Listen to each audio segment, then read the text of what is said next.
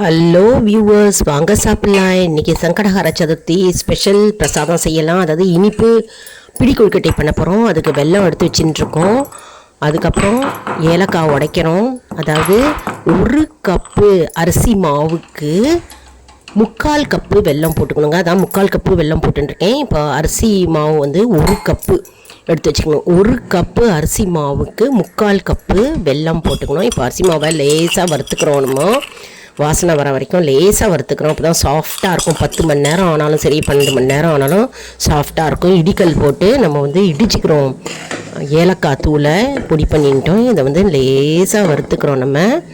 அப்புறம் வெல்லத்துக்கு வந்து 1.5 டம்ளர் தண்ணி ஊற்றுறோம். 1.5 டம்ளர் ஊற்றினா கரெக்டாக இருக்கும். 1 கப்பு அரிசி மாவு, 1.5 கப்பு தண்ணி ஊற்றிட்டு வெல்லம் வந்து 3/4 கப்பு போட்டுக்கிறோம். தேங்காயை துருவி வச்சுட்டு நெய்யில் வதக்கிக்கிறோம் லேசாக. அப்போ தான் வந்து அப்படியே இருக்கும், கம்மன்னு வாசனையாக இருக்குங்க. நம்மளுடைய பிடி கொழுக்கட்டை ரொம்ப ஈஸியாக செய்யலாம். விநாயகர் பெருமானுக்கு இன்றைக்கி உகந்த நாள் இல்லையா, அதனால் இன்றைக்கி பிடி கொழுக்கட்டை செய்ய போகிறோம். பாருங்கள், அதுதான் நம்ம செஞ்சுட்டுருக்கோம். இப்போ வெள்ளை கரைச்சலில் வந்து நம்ம தேங்காய் போட்டுட்டோம். நெய் போட்ட தேங்காய், வறுத்த தேங்காய், அப்புறம் ஏலக்காய் பொடி போட்டோம். அப்புறம் அரிசி மாவு போட்டுக்கிறோம்.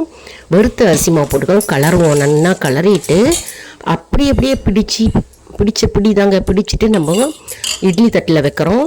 விநாயகர் பெருமானுக்கு நம்ம வந்து இன்றைக்கி மாலை நேரத்தில் நம்ம நெய்வேத்தியமாக படைக்கலாம். கோவில்லையும் படைக்கலாம், வீட்லேயும் வந்து படைக்கலாம். நல்லா கலரி கொடுத்துக்கணும். நெய்யை கையில் தடவிண்டு, தட்டிலையும் நெய்யை தடவிண்டு நம்ம அப்படியே பிடிச்சி வைக்க போகிறோம். முதல்ல வந்து பிள்ளையாரை நம்ம பிடிச்சிக்கணும். அதுக்கப்புறம் தான் மற்ற கொழுக்கட்டைலாம் செய்யணும். பிள்ளையாரை நினச்சிட்டு வேண்டிட்டு பிள்ளையாரை பிடிக்கணுங்க. பிள்ளையாரை பிடிச்சி வச்சுக்கணும். கோபுரம் மாதிரி பிடிப்போம் இல்லையா, மஞ்சள் பிள்ளையார், அதே மாதிரி நம்ம பிடிக்கணும். பிடிச்சதுக்கப்புறம் தான் எல்லா கொழுக்கட்டையும் நம்ம இந்த மாதிரி பிடிச்சி வைக்கணும்.